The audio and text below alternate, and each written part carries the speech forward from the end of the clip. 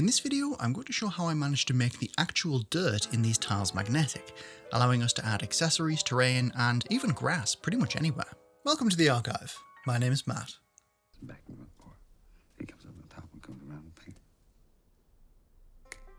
I've got an idea. I had a lot of ideas I wanted to incorporate in this update, not only magnetising the dirt, but also magnetising plaster rocks to allow for secure model placement. On top of this, in another video coming soon, I'll show how I've improved on my magnetic grass tufts that allow for some truly organic looking tessellating shapes that can even blend directly into straight tiles, as well as new methods of making more organic looking corners with pretty insane modularity, and even a new grass tile system that can let you use any magnetic tiles as grass tiles without needing to make a whole set of new ones. Oh, and it also includes a new static grass mix that is twice as fast, far more durable, and cheaper too. This video is available right now to patrons, but I do plan to make it public at some point in the future. As always, please check the pinned comment for more advice and safety tips on the materials we're using, and let's get into it. I cut these tiles mostly as usual, with a few exceptions.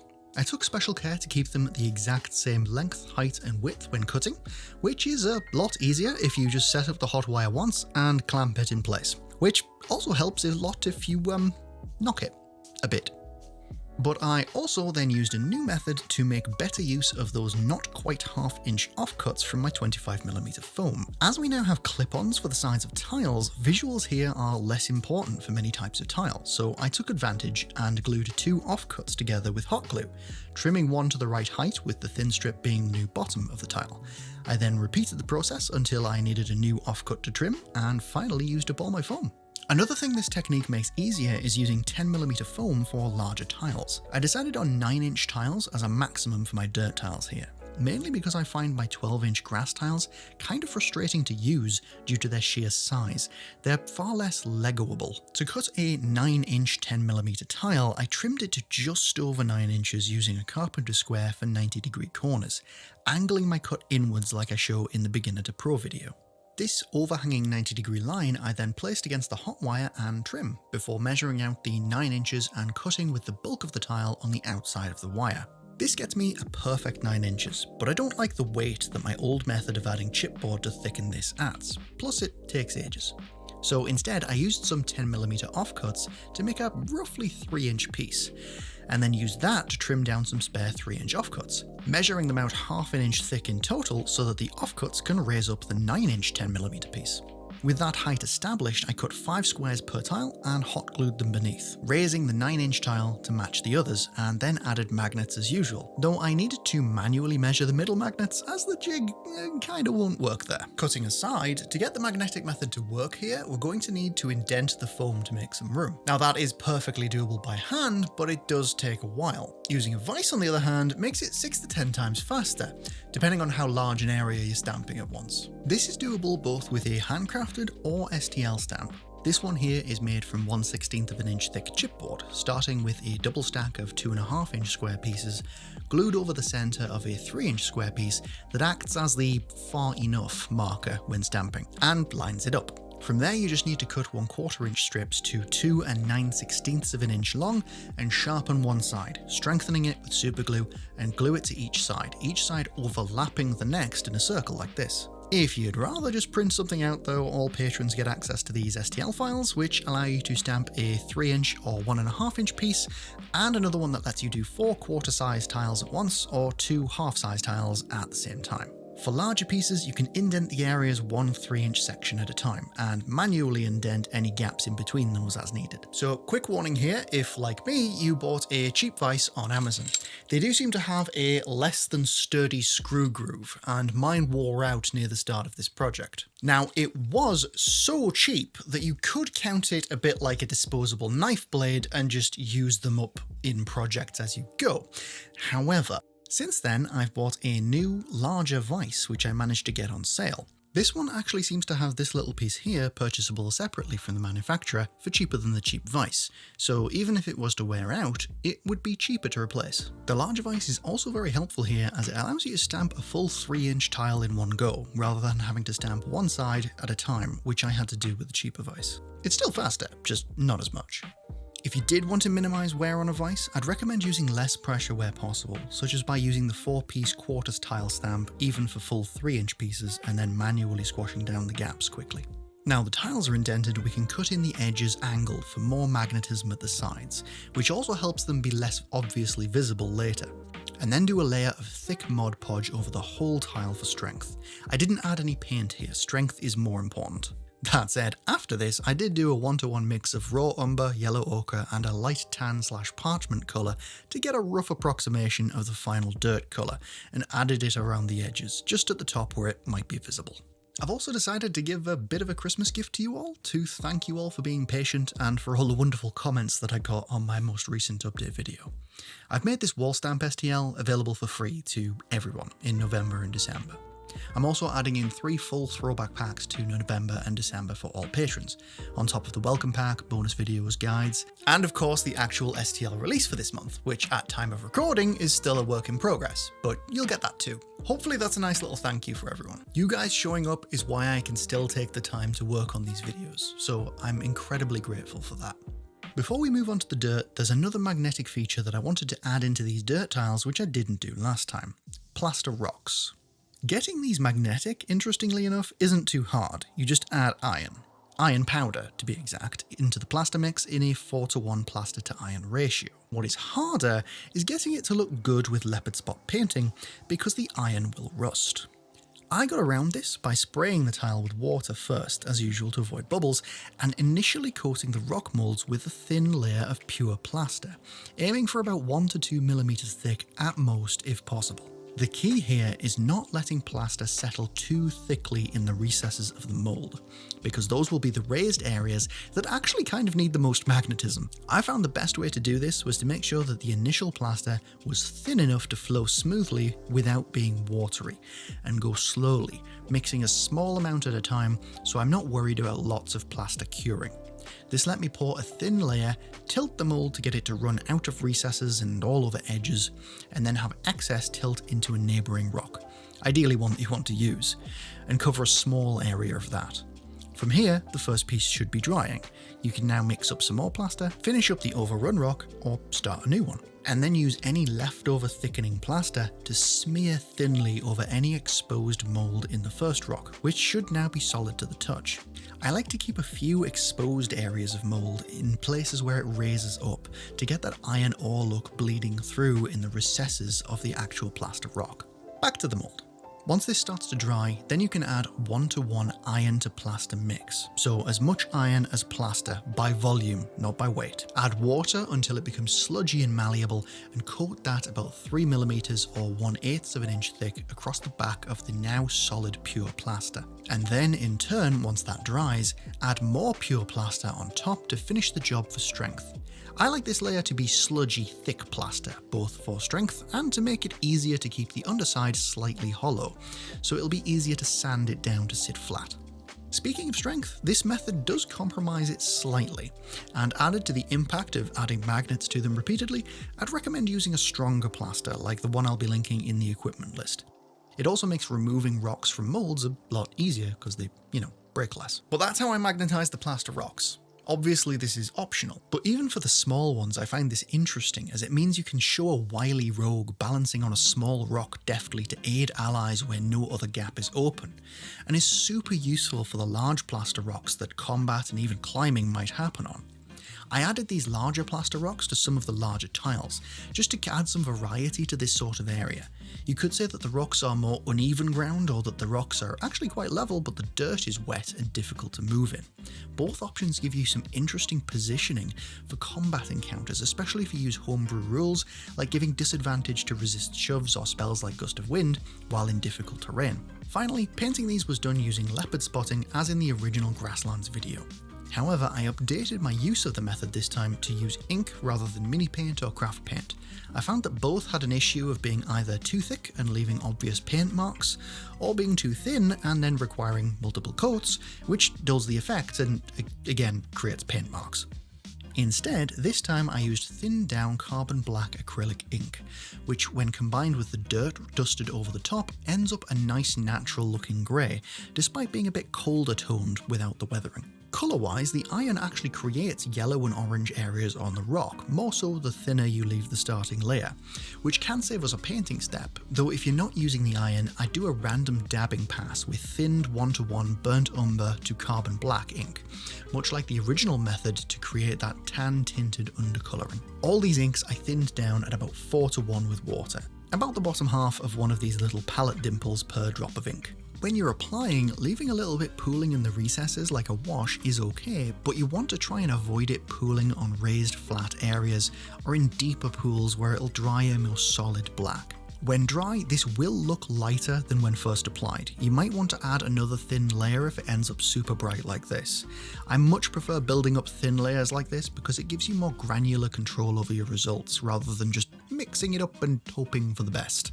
Either way, you want to wait for it to be fully dry before the next step, when I added dirt grout mix on top and dusted it off with a makeup brush, and then sealed it on with a spray of scenic sealant. Right, onto the core of the video, the dirt magnetization. I wanted to be able to add accessories, interior walls, fences, stair blocks, and all kinds of other stuff pretty much wherever I damn well please. On top of that, I wasn't really a fan of how totally flat the previous dirt tiles were, and this was an opportunity to change that.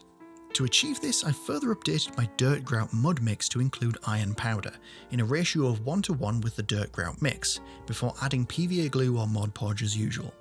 Optionally here, you can mix this in a larger batch and add some oxide pigments before mixing with the glue. I used ochre with a dash of orange to pull the mix back to the dirt colour that it was before adding the very grey iron. This helps the underlayer stand out less through any thinner layers of dirt afterwards. It's not essential, but it does kind of help a bit with the look. With the glue, the thickness you're aiming for is where it starts to become like thick custard rather than cake icing, but still dry enough to see grit in the texture. I experimented with a few different mixes, including pure iron, but I didn't really find that the increased iron added too much extra strength, and it was harder to create natural looking textures the more iron I added. You ended up with something that looks more like sand. Plus it's more expensive because the iron is more expensive than the grout. Could potentially be interesting for a desert build, but even then I'd probably mix it with grout instead of grout and dirt, and you'd still not lose much magnetism. I also found that the edges of these pieces tended to shrink a bit when drying, which ended up making the edges look fairly obvious.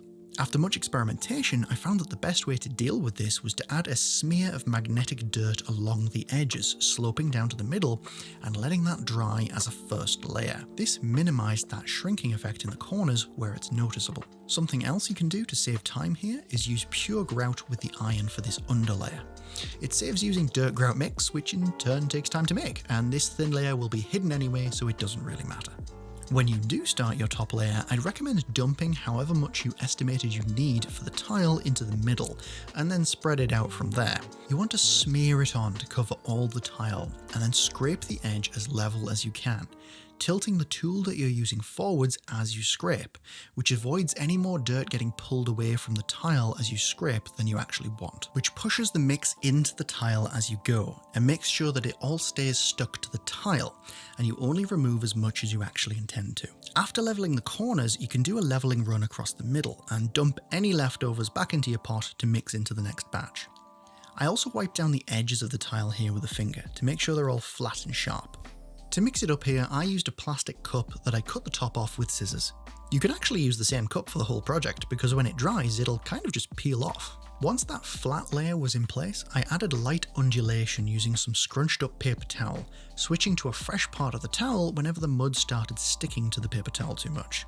This was a method I started using partway through crafting, and I would highly recommend it. It gets you a realistically undulated surface across the entire piece, with plenty of fairly flat areas per tile for placing upright accessories wherever you want. Once you've textured the whole tile, we want to flatten out the peaks smooth with the tile edges.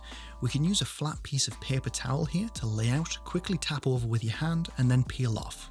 The faster, gentler, and less intently you do this, the better a result you will get. You're better off doing this twice lightly than once heavily. The next step is misting only the edges lightly with water, because they will almost certainly have dried a little bit. Make sure that you do this with a fresh spray lid and that it comes out as a mist. We only want a light coating. Focusing on the edges helps. I added Geek Gaming Arid Earth scattered across the mud for a more variety of texture and colour, but to get the best result here, I sieved the Arid Earth mix, separating out the large, medium, small and sand-sized rocks. I used a baking sieve with its different gauge inserts for this, which is also really helpful for sieving the dirt mix down to be finer and have less large chunks of dirt in. The largest rocks I disregarded entirely, because they simply wouldn't sink deep enough into the mud to stay flat with the edges to place buildings on top of. The medium rocks I sprinkled on sparingly, adding maybe 3 per 3-inch square, avoiding the very edges of the tile where it would be shallower. These will almost certainly need pushing in a little bit later. Then I added a sprinkling of smaller rocks, a light scattering but not enough to saturate the whole piece. Both these and the medium rocks I dropped from a height. Sometimes this is enough to not have to push them in more manually later. Then I added a final sprinkling of sand-sized rocks, added like seasoning food with salt. You want this thinly sprinkled over everything, though if you want, this step can be done later, because much of it will get soaked into the dirt at this stage, especially where it's been sprayed. Once this was done, I added dirt grout mix over the edges, which will be the most likely part to start drying again. This then gives you plenty of time to manually start prodding any larger rocks that are still poking out egregiously. Try not to poke them in too strongly. Unless they seem raised above the highest dirt even when poked, then it might be worth rolling them onto their side or potentially even removing them and leaving a dirt hole. This is the point where I added any plaster rocks that I had planned for the tile. I did a few tiles of each size with rocks on, just for variety.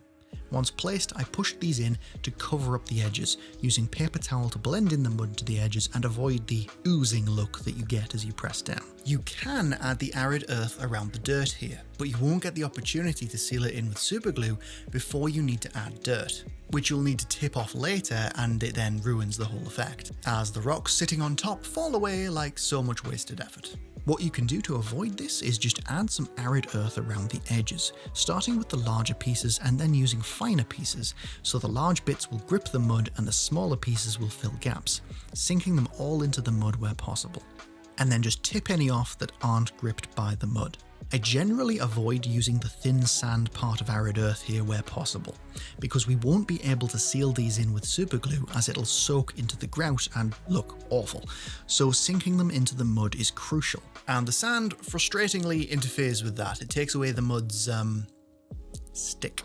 Plaster rocks aside, at this point we can add that dirt grout mix to the middle and leave it to dry for a minute or two. This technique lets us get rocks melded into the mud while avoiding covering them with dirt and glue later.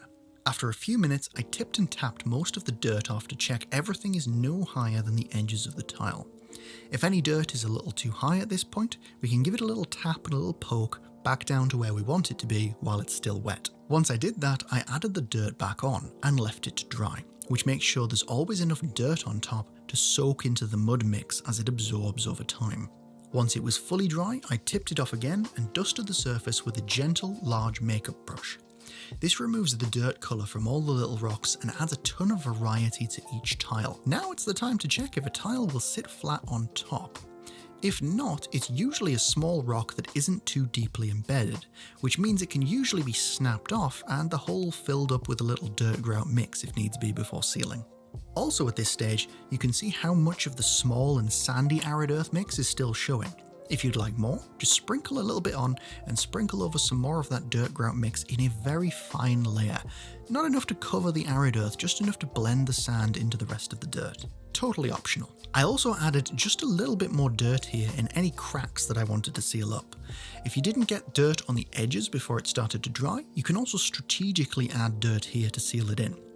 Then you just need to seal it in with scenic sealant. I used a thicker than usual 4:1 water to Mod Podge mix here for more grip.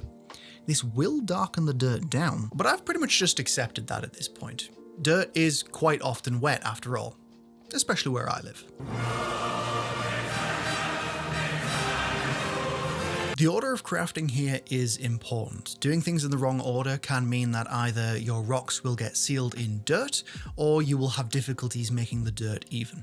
With that in mind, I've pulled together a bullet point list here with just the key details that you can pause the screen on or screenshot and use as a reference, so hopefully that helps.